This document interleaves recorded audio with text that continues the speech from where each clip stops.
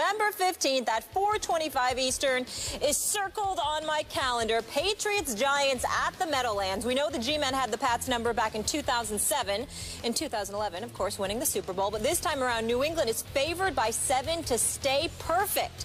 Skip, what chances do you give the G-Men to win this one? I must admit to you, when I first saw this betting line this morning, only 7? Oh, God.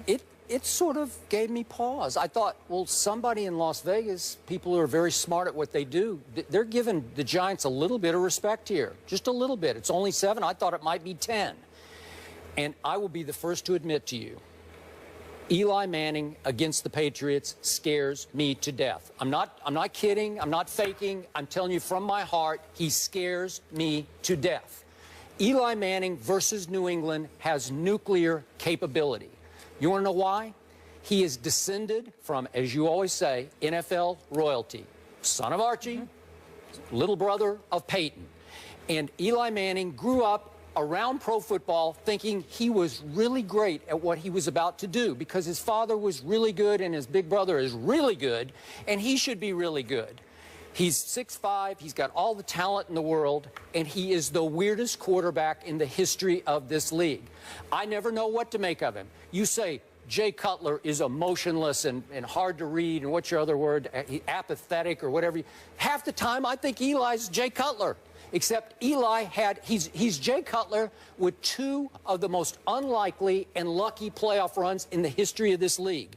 Both of them resulting in Super Bowl wins, lucky Super Bowl wins over my New England Patriots, my Tom Brady Patriots.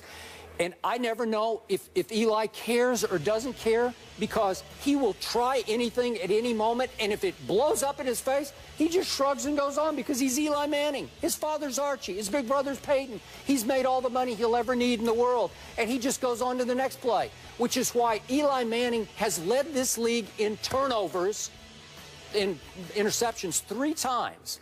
And my favorite stat, would you believe that since the start of 2007, listen to this, Jay Cutler is 2nd in the NFL in turnovers since the start of 2007. Guess who leads in turnovers since 07, the start of 07? Eli, by far. He has 181 turnovers to Jay Cutler's 2nd place, 161.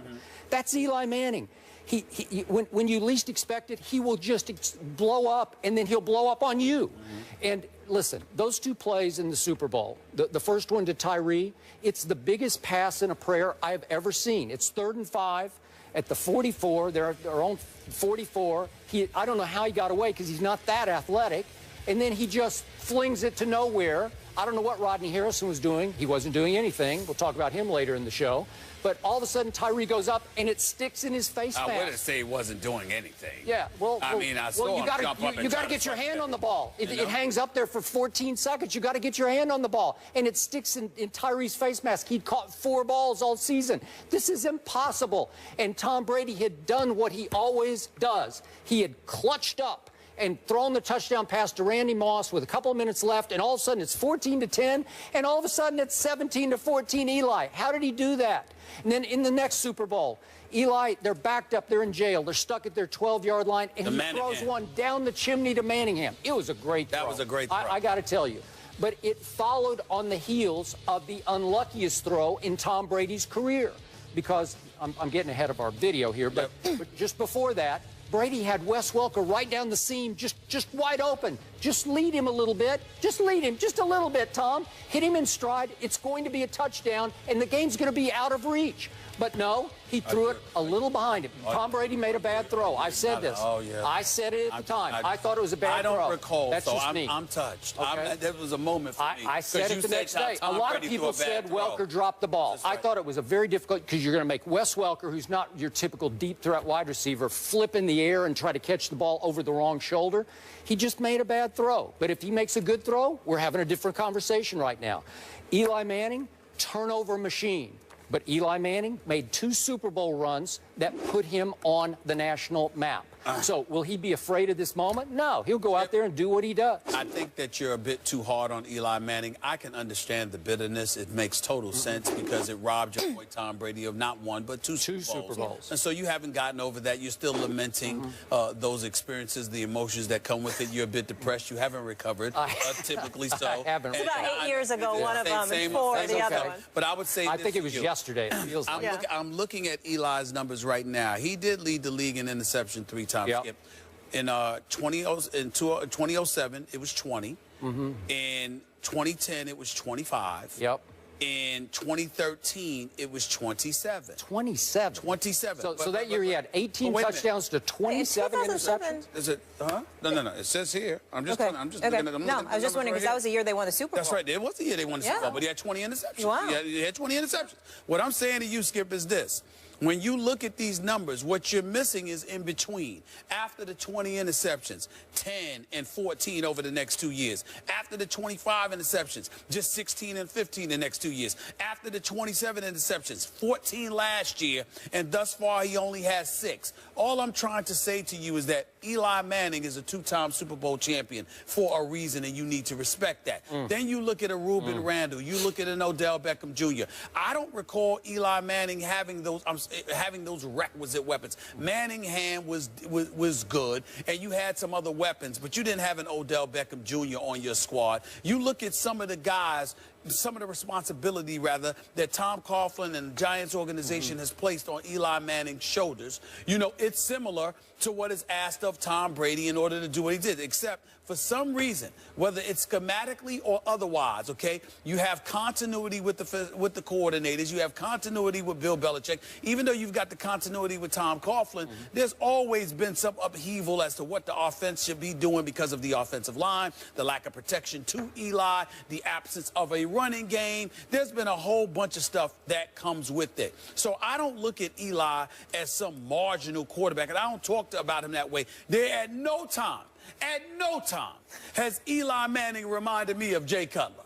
At no time he does has that happened. Well, it's more, you know, I don't know if it's Gomapal or what was the character's name for the 50s? The aw shucks kind of guy from the Andy Griffith days. I keep trying to remember. I think that's who Eli Manning reminds me of to some extent. Okay, I'll buy that. The aw shucks kind of guy or whatever. But he didn't seem indifferent. He didn't seem apathetic. He's just always somebody that, you know, his actions weigh heavily on him. He actually cares a lot about what he's doing. And as a result, when he messes up, you can see it in him.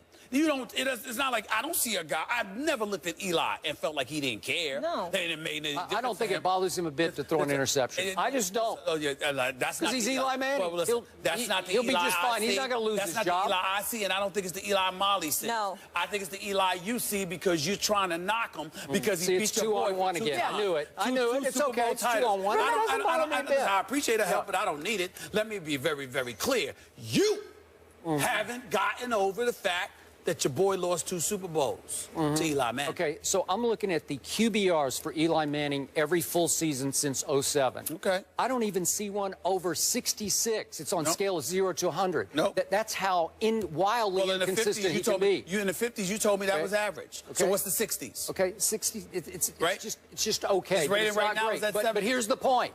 On 2 Super Bowl runs to 2 Super Bowl championships, he had a QBR for those games in that postseason of 73 and 73. Well, that's extraordinary, man. I mean, that's just, and remember, the first one was all on the road. He goes on the road, and then he beat Aaron Rodgers at Lambeau. How could you do that? So you know how Aaron you can do that when you have talent and you care. Oh. Jay Cutler has talent, but he doesn't care. Oh. Go ahead. It was Timeout, point of order.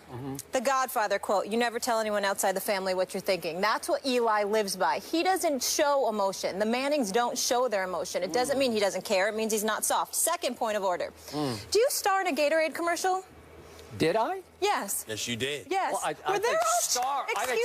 We're all champions. Excuse me. We're all champions cast in that. Do you think Eli doing his rings? Do you think they said, let's cast the weirdest quarterback in the league, or let's get champions for this commercial for Gatorade? They were torturing me to put me just after Eli. Just a couple of frames after Eli. I had to watch him do this to the camera with 2 rings, and then I have to say it. They cast him because he's a champion. Yeah. That's right. Respect there the you man. go. Yeah. You probably asked to be a part of that Gatorade commercial because of Eli. I did not. That might have been the reason. It was a setup. That might have been the reason. Yeah. I don't think it was a setup. They didn't call Tony I think it was a Romo. setup. They called By the way, Eli. it's a great Remember commercial. that. It is a great commercial. Thank you. Proud of you, bro. Rex Ryan isn't pulling any punches versus the Jets this weekend. The guys will react after the break. Good old Rex being Rex. More First Take in a minute.